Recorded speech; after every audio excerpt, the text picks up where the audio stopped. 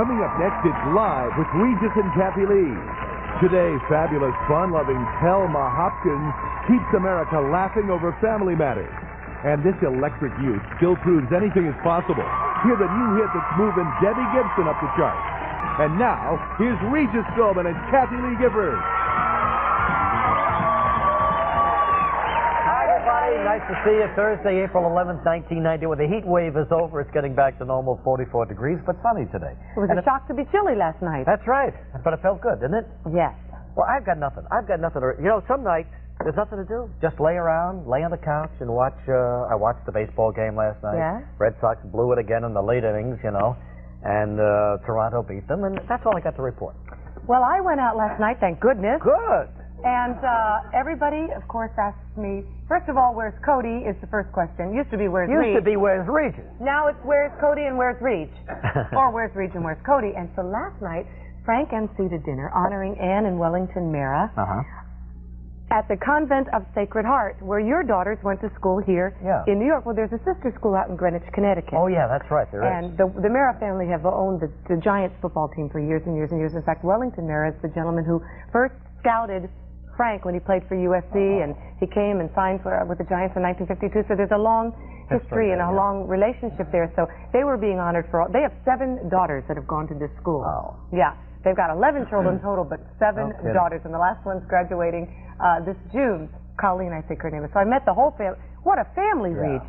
11 kids. And all gorgeous. I mean, it's like the most darling Irish Catholic family you've ever seen. All the freckles and the blonde hair and everything. And you stood there with Cody. I got mine. No. Of course, every Catholic family wants to know, how many are you going to have? You know, I mean, when's the next one kind of thing. So I was answering questions about Cody all night. But everybody was saying, why isn't Regis here? Why isn't Regis here? Only thing I can figure out is you never got your invitation. They sent 2 of them here to the studio for you. And you would have loved it. It was a really, really nice night. I was laying on the couch. A couple of beers. Well, everybody missed you, so hey. Well, I'm sorry. All of a sudden, I got involved in this function. I didn't know anything about it. No, just to come and be a guest. You didn't have to be involved. Isn't that nice? Yeah, you just had to come and eat and drink and schmooze. That's a luxury, you know, to go to the event and not have to do anything. Yeah. Lately, I've been beginning to relish it. You know, just sit there and just relax. Just to be an audience member. Exactly. Well, you know, Frank is probably Mr. MC of the entire world. Yeah, I don't think there's a dinner he has not MC'd at one point or another. So when I get to actually sit with him in an audience and let somebody else MC it, like you, it's a pleasure for us. That's right. Well, you look very spiffy today. Is this something new? No, this is in preparation for our trip to San Antonio. Oh, well, getting out my Texas studs. Oh, that's good. Gelman, I don't have any Texas studs. Does Gold Rummel have Texas studs? They have some Western type. I need we're going to San Antonio. Well, we're very happy about it too. Don't bring your dickies. Excuse me, I'm leaving up to San Antonio. No. You have seen my dickie on this show. If you want too many times. But if you want to San Antonio, if you want to see my dickie in person, let me know. You bring that dickie, they'll kick you out of Texas. No, don't be silly. They love a good dickie in Texas. Now, Gelman, I need Texas. I need spurs. You should go up to that place on Madison Avenue called Billy Martin's. Got great stuff. Great stuff, and this is what you need. You got to have one of these. But you know what else I need, and I've wanted for a long time? What do you call those? Texas boots? Cowboy boots. Cowboy boots. Cowboy boots. We're going to have a problem. I want cowboy boots. We're going to have to take an interpreter for you. And I want the regular, you know, the real stuff. I don't want any of this fake lizard stuff. I want the real McCoy. Oh, you want some lizards to have died for you, is what you're saying. Look what I'm starting Oh, I see. Anyway, you were missed last night. Are you making me feel like I should feel guilty about something I don't even know about? The tables here are so turned because I usually stay home every single night, and you're the man about town. I laid on the couch one night, all right? Boy, oh boy, the grind. You know, it really gets there after a while. You've got to keep thinking about tomorrow. What am I going to say? The 14 minutes that are coming over like a wave over your head the next day. Nobody here appreciates that until one night I lay on the couch. Then all of a sudden I'm a guilty man. It's not fair. Did you lay on the couch with joy? So one more word and you'll go my dickie tomorrow. Promises. No, the days of laying on the couch with joy are over. I'm sorry. I said, hey, Joy. You know, that's when the romance goes, doesn't it sometimes, Regis? You know, you used to just be on the sofa and it didn't matter if it was a small sofa. Usually goes about a year after you have a baby.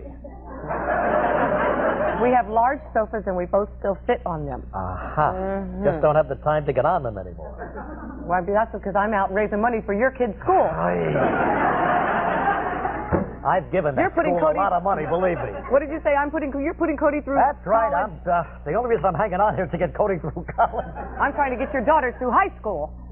Stress test coming up soon. Now, well, I'm going to tomorrow, need one after this. we're going to play you the prelude of the stress test. That's where you get hooked up with all of this apparatus, you know, and they finally hook you into the computer.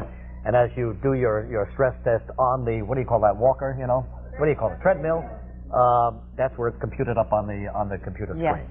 So we'll start that tomorrow. I'm making a prediction that you did extremely well in this test. Well, I don't know. want it to be a surprise to all of you. And I think it will be. It won't be a surprise to me if you do very well. Yeah. It would be a big surprise to me if you flunked it. And it bring a smile to your lips, wouldn't it? And it bring a smile to your lips. It would make my day. No. Absolutely. No, you work out. I mean, religiously. Really, I should be in terrific shape, shouldn't I? Yes. Oh, well, we'll find out starting tomorrow. You know, I read in the papers today about one of your workout friends at Radu. At Radu. Cindy Crawford and Richard Gere are talked. I understand that she's been. There's a rumor going around during this week here in New York. Yeah. It's Fashion Week, you know, for the fall fashions. And Cindy Crawford is, of course, one of the top models in the world. And there was an article in one of the papers today about the fact that she is talking that matrimony is very soon for her and Richard Gere. No kidding. Yeah. Really? Hey, I just read it. Okay, I don't know. Cindy and you are very tight. I only know her You think socially. you would have talked to me about it first? Ask your permission, basically. But Richard Gere just apparently bought this gorgeous new big home in Hollywood Hills. Yeah. He's tired of going out there and, you know, staying in hotels and so on. He wanted his own place. But he loves New York, and he Well, he has his own place here, too. That's right. And loves Cindy, apparently, quite...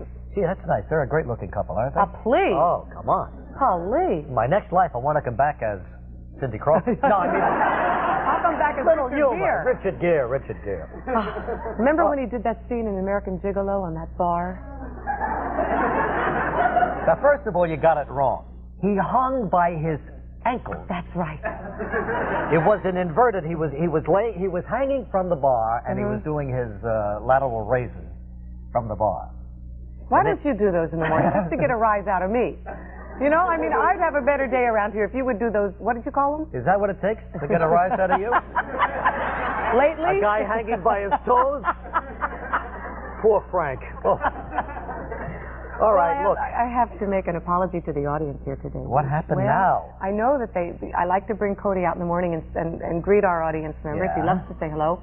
Cody is not here today. Are you kidding me? This is the second day of work he's missed since he's been born. That's right. This is only the third time since What happened? Well, he's working today. He's with his father shooting something for GQ magazine. Oh, my He's a God. GQ kind of guy. Oh. Is it a cover shot or a I don't story? know what it is know. exactly, except it's for GQ. And Frank said, you can't take Cody to work on Thursday. Ah. So you tell that to these 200 people who want to see Cody. Sounds like a Father's Day spread to me, maybe, you know? I don't know. I don't know exactly what it is. Well, that's great. All right, a couple of things we should tell everybody. We're going to be at the Taj Mahal in May 4th and 5th. If you're heading that way to Atlantic City, we hope you'll come by and say hello at the big Taj for Kathie and me. Actually, we want them to come by and buy tickets. And come and see us. Yes. Saying hello is lovely, but... Yeah, but we want you in there. I'm trying to be nice about it, but, you know, the mouse over here. Lay the money down! And then near the end of April, I'm opening the spring social season in the eastern part of New Jersey, the Club Benet.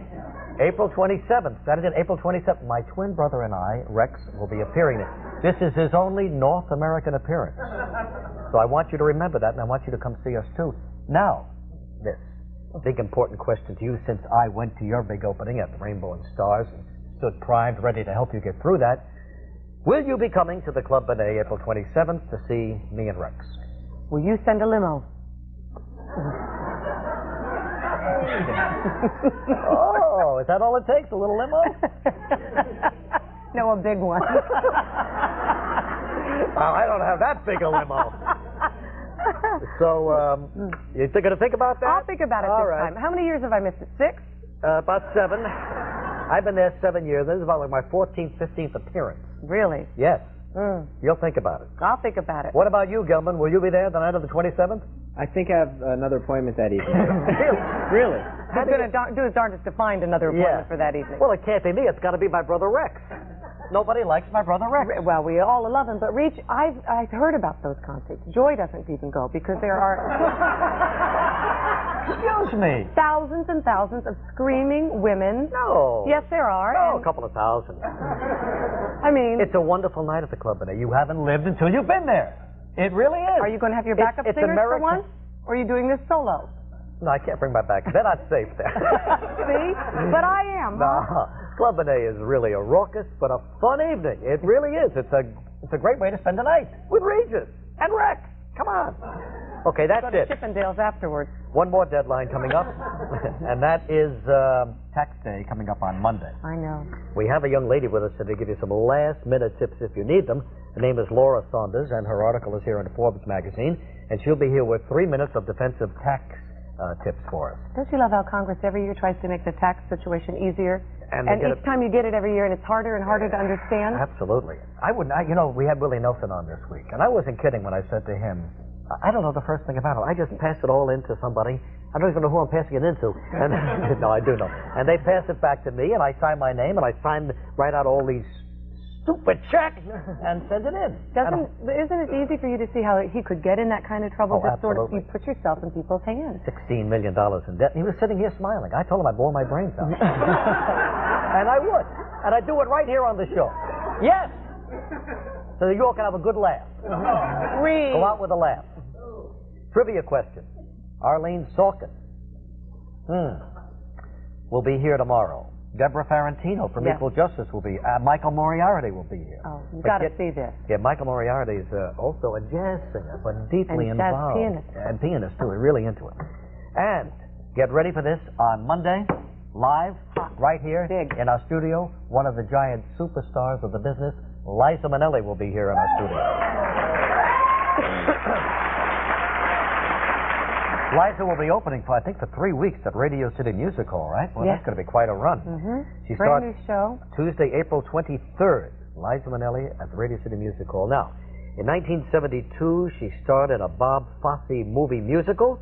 It was an enormous hit for her. What was the name of that? Well, that was 19... She won the Academy Award for this. 19 years ago, yeah. Yep. What was the name of that big hit for Liza Minnelli, Bob Fosse, 1972? And on our show today, Telma Hopkins, real ball of fire in Family Matters. She'll be with us. Debbie Gibson will be here. Always good to check She's in going with to be her. singing for us. She's got a beautiful new hairstyle. When you see her hairstyle, I want you to tell me if you think I should do it. Is this the I'm hairstyle tempted. you're talking about right No, it's the new one. That's mine now. All right, fine. I'll take a look Okay. at it. Also, Claudia Cohen with the latest on Robin Williams, and also Kevin Costner, who I read this morning, is going to do a movie with Whitney Houston called Bodyguard. Really? Yes. Isn't that something? Wow. Yes. Who's guarding who? Well, that's just it. They You didn't know give how us you synopsis. feel about St. Kevin. Well, I also like Whitney. I So don't do I. know. All right, let's go to Augusta, Kansas. You ever see a Kansas tornado? Take a look at this right here. Here it is. Hi, Debbie. How you doing? Fine. How are you? Well, looking at this picture you sent us, boy, that's a fearsome-looking thing, isn't it? It sure was. You never want to see that out your back door. Have you been through one of those? Well, I haven't been around it, but it lives. It's about 20 miles, or well, maybe more than that, but it was that close. This one stayed on the ground for more than 2 hours, at times over a half-mile wide, caused millions of dollars of damage. And When was two that? deaths. What year, Reese? 1990. Wow, that was just Wow. last year. Anyway, tell us about Augusta. Well, actually, I don't really live in Augusta. I live closer to Wichita, but it's just a little town. Yeah. I live out in the country. You got a general store? Yeah, I guess there's probably a few. You know what I remember about Wichita is I've never seen any place so flat. It's incredibly flat, isn't it? Yes, it is. Yeah. No trees, hardly. Yeah. Well, Wichita, you watch us on WKSN. Yes, I do. Oh, we're glad you do. Yeah. Well, Debbie, we have a question here about Liza Minnelli. You know Liza? Liza. Liza. What was her big movie hit of 1972? I'm not real sure, but was it Cabaret? You're right. absolutely All right right. there.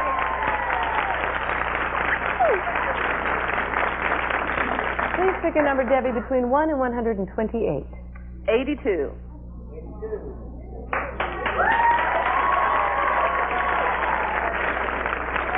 Congratulations, Debbie. You and our lucky audience winner have both won a recliner rocker chair from Lazy Boy Chair Company.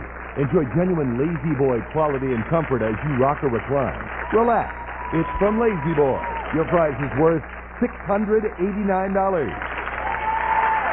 All right, so Debbie, just going to lay around, on that porch of yours out by Augusta and just watch the tornadoes go by from your Lazy Boy. That's right. The tornadoes. Oh, okay.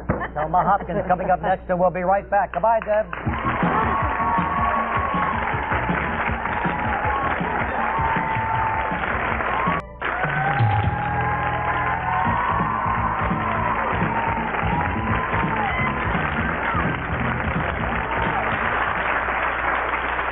This is a live show. We can't stop it. You're with us all the time, and guess who has something in her eye? Something large and unattractive, I'm sure. I don't see anything. Oh, I hope Telma Hopkins doesn't mind, because I'm going to sit here with a mirror the whole time. I know. It's the worst feeling in the world. I got something caught in your eye. That drives you crazy. And when you have contact lenses, I don't now, but I remember when I used to. Yeah. The worst, agony, right? Yeah. All right. She is one of the founding members of... Now, I'm going to try to get through this introduction here. Please do. It's going to be tough. One of the founding members of Tony Orlando and Dawn, Telma Hopkins, they hit on the concert circuit through the 70s, of course. They were giants. Then the group split, and a vibrant personality and a great sense of humor took over. She won full-time roles on one TV series hit after another, including Bosom Buddies and Give Me a Break. Now hotter than ever, starring in just about the most popular TV series on the air today, Family Matters. Here's Telma Hopkins.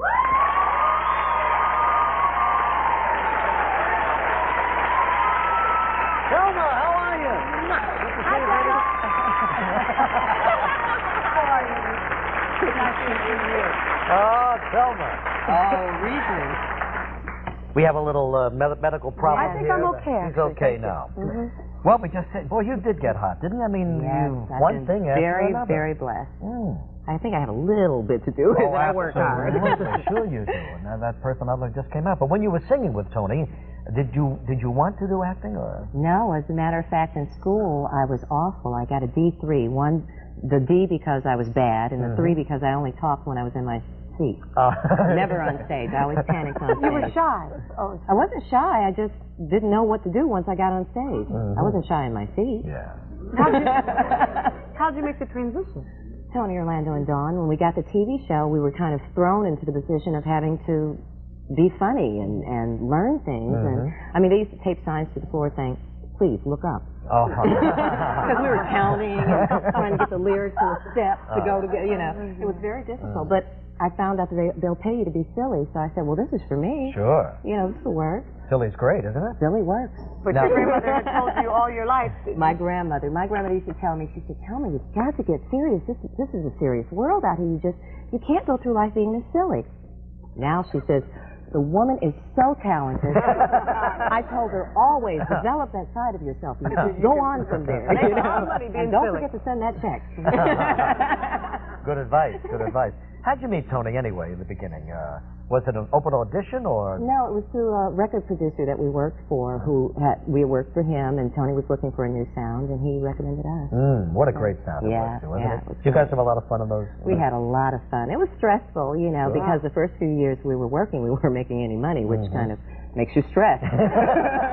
Faster than anything. Anything at all, except losing your makeup case on the road. That could take me right out. Yeah. But it was just when Yellow Ribbon came along, we all went, "Hey, this might work." It was really. I got a kick out of the three of you. Now you and your girlfriend love to hang out together. And Tony, of course, loved to talk. To anything and everybody. We would lose him in airports. We'd think he was with us. He'd be like talking to a sky cap at another terminal. Go He down. loves people. So we would just read. When we didn't want to talk, we would carry books. Joyce and I would have like 10 books between us. And so every time he would look up, we would be buried in the book. So when we got back together for the reunion, as a joke, when he turned around for our first rehearsal, we were standing at the microphones with books reading. Just kind of going, yeah, we'll be right here. Well, how's this new man in your life, Jaleel White? How's he doing? Oh, he's terrific. He a character? He is a character. He's a wonderful actor. It's kind of scary that he's only 14. Yeah. But he is. What a mug on that kid, right? That face. And does he use it or not? Wasn't it supposed to be a one-time shot at the beginning, or was he an original ongoing character? But I think the minute that they saw him, I can't imagine that anybody would let him back out the door without trying to get him under contract. Mm-hmm. Very talented too. And that's probably just what happened too, right? Sure. Yeah. Well, let's take a look at a little bit of Family Matters, all right? Now, you're just returning from the funeral of your elderly aunt. Yes. All right. Here's Telma Hopkins, Family Matters. That show is taken off, hasn't it? Wow, funny stuff. Yes. It's one, good writing. It's really, really one joke after another. Yeah. One thing builds on It's another. good. Yeah, It's a good absolutely. guess, though. Oh, sure. Yeah. Oh, everybody's the character on that.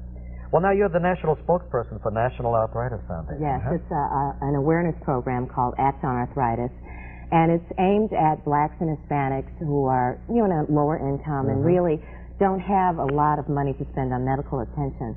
We're trying to let them know that the Arthritis Foundation is sponsoring programs, educational programs. There are videos that are available to be watched. There are free therapy kits and free treatment that they can get by calling your local chapter of the Arthritis Foundation. And there's an 800 number, and I just got it, so I didn't want to get it wrong. It's 1-800-283-7800, and it's wonderful. It's really about educating people and letting them know that they don't have to suffer just because they don't have money, and that there are treatments for arthritis. My grandmother had it, and as I was growing up, she just thought it was an aging disease. Yeah, She didn't really even think about going to the doctor. That's what they thought it was in the old days. And so now she's not disabled, but it has really, in the last 10 years, has really changed her lifestyle.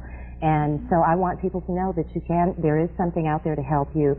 Even if you are low income, there's still ways to get help, and the Arthritis Foundation is one way you can do that. Well, we want to that's great. educate you and help you help yourself. Well, I'm glad that there are things out there to help Yeah, you. it really, I'm very proud to be a part of this. It really touches me. But your grandmother's very proud too. Thanks so much for coming by. Thank you. Okay, good luck. Thank you, Telma.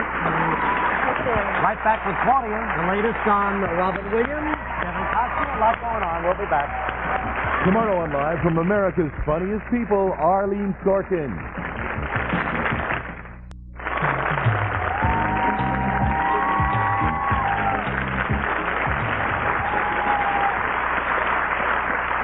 Claudia Cohen joining us today. How are you, Ms. Cohen? Well, I'm okay, but I just want to say that you weren't quite the wallflower you're making yourself out to be last night, Regis. Not only were you invited by Kathie and her group to this school function, but I invited you, you may recall, to go to the theater. That's right. Remember when Wendy and Leonard Goldberg were in town, invited you to join us all at the theater last night. To see what? Will Rogers Follies, which we went on your recommendation. We did. It was a terrific show. I'm going opening night. Oh, well, excuse me. Yeah, of course, Dad called me. He wants me there opening night. Actually, I heard you caught it in London. Never been in London, but he caught it there. Well, other than Will Rogers Follies, which is opening in a couple of weeks, one of the other major upcoming events in show business, though, as you all know, is the Cannes Film Festival. The biggest stars in the world show up there each year to get international publicity for their pictures. And I can promise you one thing about this year's gathering. No matter how many stars or how major the stars, this year all the paparazzi photos will be of Madonna. Because after shaking up the Oscars with her show-stopping number, Madonna is ready to work her own unique magic on the Cannes Film Festival. She's going there to promote her new concert documentary movie. It's called Truth or Dare, on the road, behind the scenes, and in bed with Madonna. It opens in this country May 10th after big premieres in both New York and Los Angeles. Both events, incidentally, are going to benefit Madonna's favorite charity, the battle against AIDS. In fact, she's going to be joined at the New York opening by another tireless AIDS crusader, Elizabeth Taylor. Elizabeth and Madonna co-hosting a party. Talk about paparazzi paradise. The advance word on Madonna's Truth or Dare, by the way, is that it is very much like Madonna herself, powerful and provocative. Madonna is seen doing everything from her signature sexual come-ons to praying before each show. She's even seen crying at her mother's grave. I can tell you that Madonna believes so much in this project that she personally put up the seed money to finance Truth or Dare. Estimated cost, I'm told, was nearly $4 million. Miramax will be the distributor. One of the more amusing moments in Truth or Dare concerns a backstage visit after one of her concerts by America's and Kathie Lee's heartthrob, Kevin Costner. Now, Costner is seen paying Madonna the usual compliments, then leaving, after which Madonna, who always has a gift for a great line, turns to one of her cast members and says, "Anybody who says my show is neat has to go." Now, if anything, though, is neat, it's Kevin Costner's life right now. Following his Oscar triumph, he's heading for New Orleans, where he'll start shooting his next picture. It's directed by Oliver Stone. It's about Jim Garrison, the controversial district attorney who championed the conspiracy theory in the death of President Kennedy. This will indeed be followed by a picture that Kevin is going to make with Whitney Houston. They've been negotiating this one for nearly a year now. Studio really believes that Whitney can be a big, big movie star. I'm told there will be plenty of sizzling love scenes between them. But first, when Kevin gets back to New Orleans, he's going to be moving into his brand new home. He and his wife just built a sprawling new house outside of Los Angeles. It's Mediterranean style, complete with curved glass walls, 4 fireplaces, and the requisite movie star screening room. And in requisite Hollywood style, the Costners tore down the existing home on the property in order to build theirs. There's nothing typically Hollywood, though, about Dustin Hoffman. Right now, the brilliant actor is shooting Steven Spielberg's much-awaited movie Hook. Dustin plays Captain Hook, Robin Williams, Peter Pan. Dustin is such a professional and cares so much about making this picture a great one that he is actually coming to the set on all his days off to run through his lines with Robin Williams and help him make his performance as good as it can possibly be. Mind you, they all have an extraordinary stake in the outcome in what's said to be the most staggering deal in the history of Hollywood. Spielberg, Hoffman, and Robin have reportedly negotiated contracts deferring some of their astronomical salaries in exchange for 40% of the picture's gross. And considering 40% of the gross? Of the gross. That is the word that is now making its way around Hollywood. Well, you can't beat Sony to make a good deal, huh? You can't beat these stars to make a good deal. I don't know how good it's going to be for the studio. Yeah, that's what I mean, yeah. Absolutely. Mm-hmm. Claudia couldn't make it last night, really. I didn't. We had to pack at home. Right. And it's a top secret thing. Where are you going? I just get through saying it's a top secret thing, and where are you going? Well, that's our Claudia Cohen. Always digging, never relaxing. At a secret mission? Secret mission. Oh, my goodness. Not telling anybody. Yes, Claudia, believe me. And you will be the first to know when I return from my secret mission. Debbie Gibson coming on next. Tomorrow on Live from Law & Order, actor Michael Moriarty.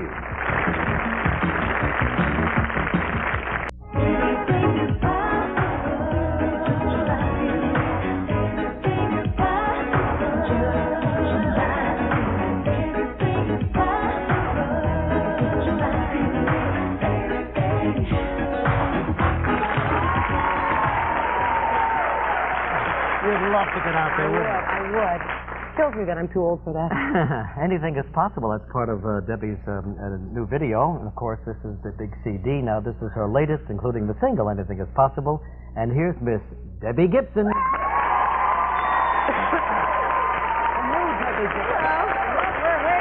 Debbie. Hi.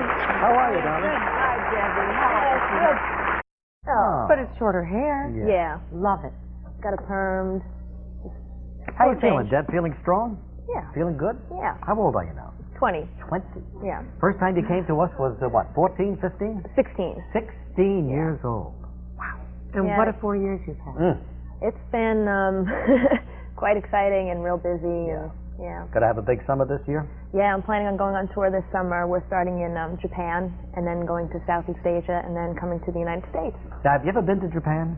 I've been there a couple of times. It's one of my favorite places. Really? Really There's that big great. music festival every year. I think you went to before, right? No, I wasn't at that. I was there a different time. Once for a promotional tour and once for concert performances. Are the Japanese a demonstrative audience? I mean, do they stand up and yell and scream and go What's through really all of that? What's really funny is the first time I played there, they get real quiet before the show starts, almost like like a Broadway audience. Yeah. And so I'm going, I thought the show was sold out. Where are the people? Because I didn't hear anything. And then guy came running back and said, "Oh no, it's typical, it's typical." So and then you start hearing Horrible. So it's funny, but what I did also is I decided to come from the back of the audience for the encore because, you know, I know that they're very laid back and I wanted to do something to really excite them. Get them excited, and it was great. I mean, I like barely made it up on stage or live, but it was really fun to be in the middle of the audience. That was real fun. Terrific. You know, music, isn't that something how it's a common denominator all over the world? It's amazing. I mean, you know, they sing, you know, take your love. You see these people who don't speak English, you know, but they know song lyrics. In English. Amazing. In English. And they go sing right along with you. Yeah. Oh, that's great. Yeah. I saw recently a piece on Lifestyle to the Rich and Famous where Robin made a tour of your home. Yeah. Boy, it's a beauty. Thank you. Yeah. That was a lot of fun, yeah. That was great. That's the house that Electric Youth built, huh? Or is that the house that you've been in all your life? No, we moved there a few years ago. Mm-hmm. Yeah. But you kept your studio intact, the studio that you started in your little garage. Yeah, we upgraded the studio. I now have the studio that used to be in my garage is now my bedroom. It's a demo studio, so I kind of roll out of bed in the morning and work on music. And the studio that I recorded the Anything Is Possible album in is also in my house, but it's a separate part of the house. So you have two studios. Well, demo studio and a full recording excuse studio. us, a demo studio and a full studio. Kevin Costner just has a screening room, you know? You wrote these songs, right? Yeah. Another Brick Falls, Anything Is Possible. Did you know Did you know which is going to be the hit before it came out? Well, you know, we decided to release Anything Is Possible first. Number one, I believe that, like, right now music's at a weird point because there's a lot of negatives and there's a lot of people relying on just sexual images and stuff, and I wanted to come out with something that had a positive message first because I think that's a big part of what I'm about and what my audience is about. Yeah. You know, now I've got a new one out that's a ballad kind of similar to Lost in Your Eyes. Which Lost in Your Eyes. Lost in Your Eyes. We debuted that on our program. Thought she said lost. Everybody jumped on me. What do I know? But you wrote a lot of these with Lamont Dozier. Yeah, I wrote a few with him. The first single was written with him. You know, he was great to work with. Yeah. But I was reading an article about you where you said you had no idea you'd never collaborated before. You said, do you finish the sentence or what happens here? Yeah, it's weird because you think songwriting's a real personal thing, and I was thinking, okay, do I say, well, I felt this way when I went through this, and how'd you feel? You know, and then decide. I didn't really know how it worked, but with Lamont, first of all, he's so easygoing. You know, he said, well, come to the house. We could either have a barbecue or we could work in the studio. And we opted to work in the studio, luckily. You know, but that's just how casual he is, and that's how I like to work. So it went really well. Now, is this song one of the collaborations? No, this is one that I did on my own, and it's the way it is on the album is pretty much the way you're going to hear it now. It was recorded just with piano, vocal, and live strings. And I think that a lot of times there's strength and simplicity with all the overproduced music that's out there right now. All right, here's Debbie Gibson with one from the Anything Goes album. It's Anything is possible. Anything is possible. I said that. Lost in Your Eyes. Debbie, why do you keep coming One back? hand. God bless you. One heart. One Debbie Gibson. Okay, this is a little bit of it.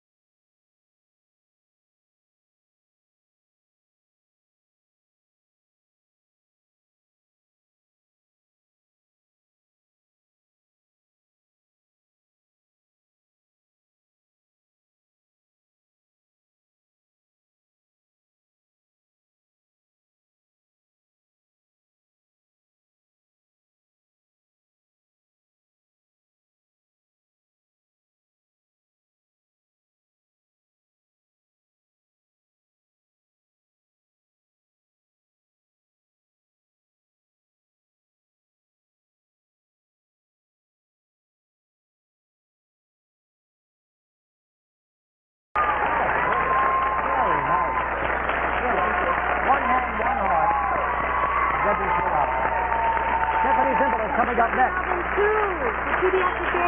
She's a part of this all-star lineup through Pediatric A's on the Disney label. Thanks so much, Debbie. We'll be right back with Stephanie. Tomorrow on Live from Equal Justice, Deborah Ferrantino.